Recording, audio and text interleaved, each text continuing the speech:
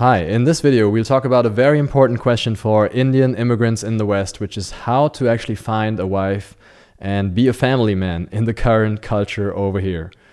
But before we get into that, for those of you who don't know me, my name is Achil Prabhat Rudolph. I'm a social confidence coach and I help predominantly South Asian origin men build the kind of confidence that is necessary to attract the right partner for a long-term relationship here in the West. And I do that without dating apps, just by learning how to interact with people in the real world. Full disclosure, I am not married myself, but I am in a relationship and I see relationships and dating in general as a pathway towards marriage and family. For me, that's the primary function of dating. But when you look at the current Western dating landscape, it seems to happen less and less. It really doesn't fulfill that function anymore of leading people towards long-term, committed, family-oriented relationships. There is a more short-term, short-lived, casual, superficial approach to dating that certainly is due to changing social norms, but also technological innovations. And you see that a lot in anecdotes from your friend circle. A lot of my Indian clients tell me this, but also online. I mean, a lot of my Instagram comments are from Indians who say that Western women are not marriageable.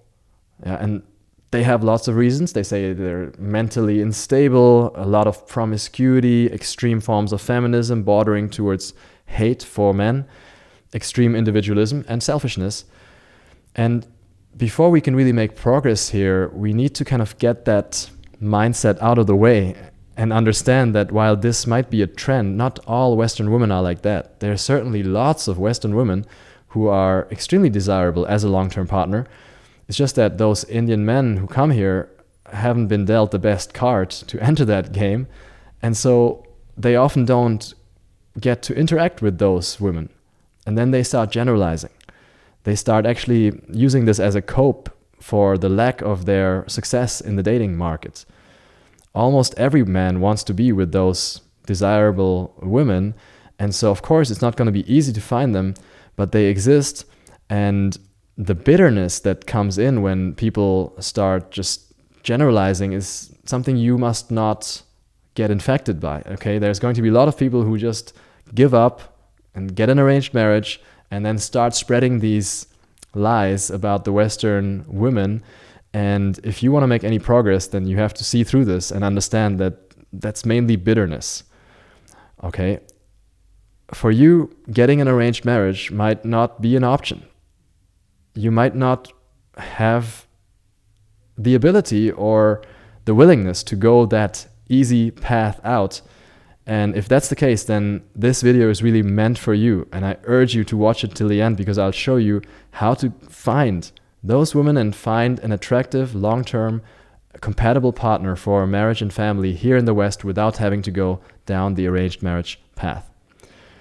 And before we understand what the approach is that I recommend, I want to explain to you why the straightforward approach that you might find most intuitive doesn't work. The straightforward approach is to say, I want a marriage, I want commitment, I want long-term stability and family. That's the way it kind of works in India, right? You go on a matrimony site and you tell people very openly that you're looking for a marriage partner. You have to understand that in the Western dating culture currently, that's just not really possible. The dating culture of the West is not really built for that long-term commitment. And even though most people want that in the end, you cannot just go in and offer that on the front end. You can't just go to a party or on a dating app and say, I want to marry. That's going to be considered weird and it's going to raise suspicions. And there's 3 reasons for that. The first one is just that people here just seem to think more short-term at this point. They want the immediate gratification. The Western dating culture is also not very mature yet. You have to understand that it's still a young dating culture. Dating doesn't exist for a very long time. And it just has this hedonistic touch right now, which doesn't really seem to work in the long run as well. But you have to accept that that's the way it is. And people are not very attracted by someone who says, I have the best long-term happiness for you. Second, marriage and family here is seen as a natural consequence, almost a byproduct of having a fulfilling long-term relationship. So people first want to feel like they have a great connection with the other person, and then they want that family to kind of happen naturally as a result. If you say, hey, I want to get married, I want to have a family, then people will think you have your priorities wrong, because it shows that you're not really caring that much about having a compatible partner first. You might not also have your own purpose in life that should be higher than having a marriage and a family. You seem to need that security of having a partner, which makes you seem incomplete and almost needy. And so in the West, this is considered too much of a dependent collectivist attitude. You know, it makes it look like you're not an individual person who's really got his life in order, who wants to share a great life with one other person first, but rather someone who's just like an unconscious extension of a tribe that cares mostly about just procreating and doesn't even have their own purpose and passions.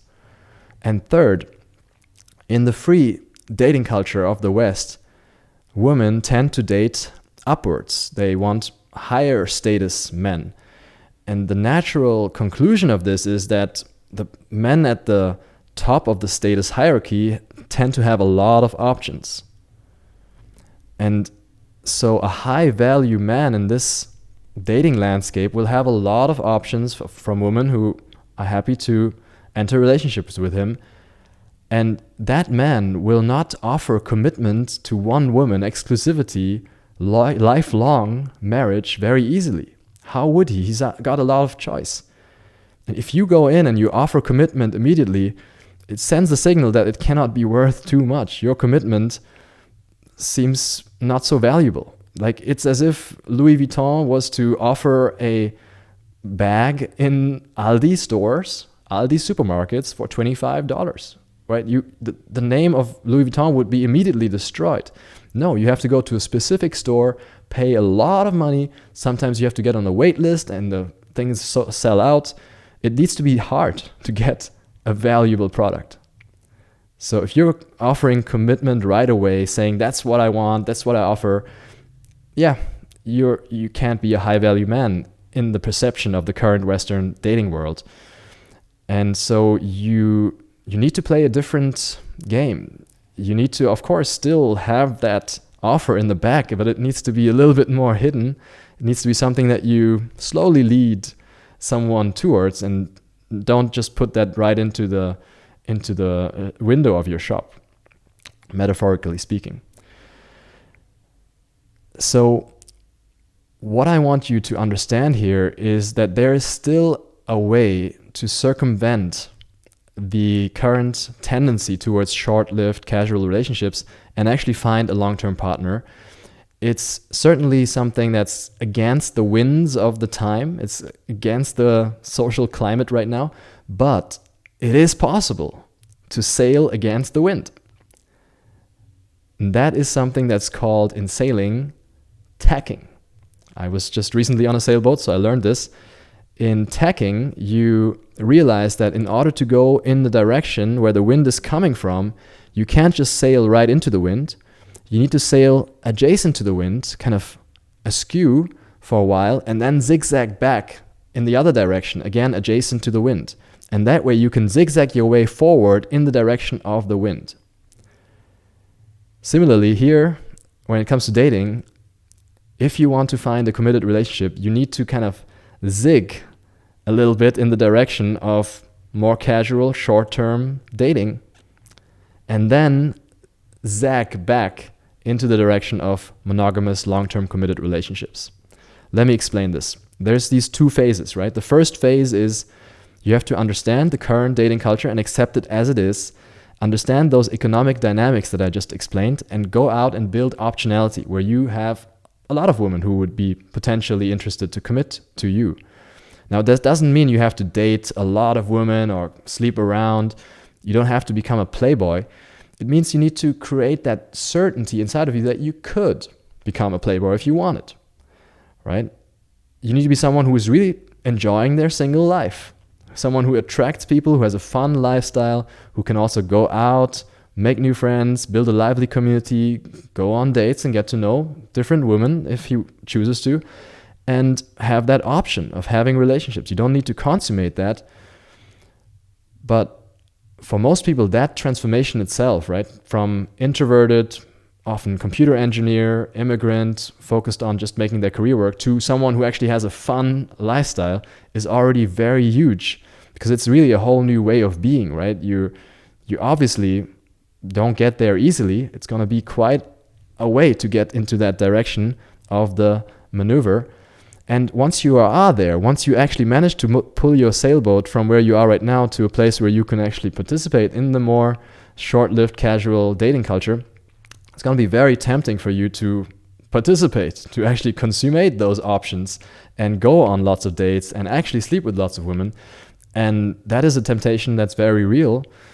But at this point, what you want to do is to find a partner that you can actually imagine having a long-term committed relationship with, and then maneuver the boat back into the direction of committed long-term relationships. This is the phase 2 of the tacking maneuver. Once you start meeting compatible women and you feel like, now, yeah, I have the option to get into relationships with them, you have to choose one and then sacrifice all that optionality that you actually built. It's going to be hard because, yeah, it's kind of addictive. It's really fun to date a lot of women.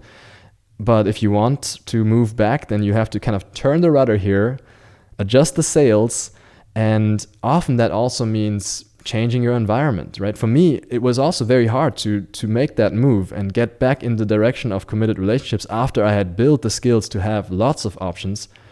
But what was really helpful for me was that Corona hit. The COVID pandemic hit exactly at that time when I was trying to get back towards monogamy and long-term relationships. And it helped a lot because that just meant all the clubs and bars were closed. All of public life was really closed, right? That was not the only reason I entered the relationship at that time, but it helped. You might have to change your friend circle because a lot of the friends that you meet when you start going out, becoming a more social butterfly, they are just going to keep going down that path and they will want to enjoy the hedonistic pleasures of that path. You might have to let them go. You might have to move to a different city. What you also need in that phase is a lot of conviction. You need to be very sure that it's the right thing for you to actually move the boat back. You need to break out of that hedonistic mindset. And what really helped me in that was also to embrace my own identity as an Indian. As a culture and as a tradition, we have strong roots that actually are supporting us when we want to make that move towards a more long-term oriented, socially beneficial life. And what also ultimately helps a lot is when you can actually understand the benefits of that path so well that you can convince the other person that that's the best thing for them to do as well. Because you will meet those people while you're zigging on the first phase of the maneuver and meeting a lot of people who are in that short-lived hedonistic space. And you have to be very sure and then convince that other person to move back and create that back path together. But that's something that you can do if you understand the consequences of staying on that hedonistic path, which are very bleak, right? And societies are seeing that right now. There's less relationships forming, less marriages, less children, less confident children as well. So the path that most people are moving on is actually leading towards a lot of individuals ending up unhappy, lonely, childless for a long time.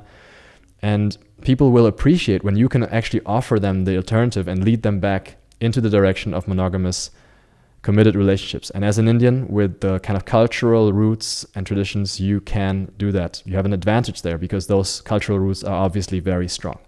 So in conclusion, if you want to find a partner in the West and navigate against those hedonistic winds that are pushing you into short-term casual relationships, you have to accept those winds first of all and kind of go with them for a while. Not against them, not with them, but adjacent to them, let's say. It's the reality that is, the reality right now, and you have to pick people up where they are. And then once you have found a partner by building that optionality, by having a social lifestyle, by being an extroverted and more outgoing person, you can actually maneuver back. And then you can also leave behind many of the traits that you picked up on that first phase of the journey. I became a very social person. I went out a lot. I talked to thousands of people. Now that I'm moving back towards long-term committed family, I don't need to do that anymore. It's totally fine. My partner also doesn't really want to go out that much anymore and go to parties. We just don't do that anymore. You can just leave that behind. But An important upshot here is that it is going to take time. It's going to take a bit more time than you probably think, because you have to do 2 moves, zig and zag. That's a double switch that people have to go through. And obviously, if you have more guidance, then this can be accelerated. So if you want to cut a few years off that learning curve and actually get through that process faster, learn from people who've gone the whole way, zigzagged their way into a committed long-term relationship, then I invite you to join a free community of South Asian men who work on this together. And you'll surround yourself with people who've already gone through it, so you'll believe that it's possible for you as well.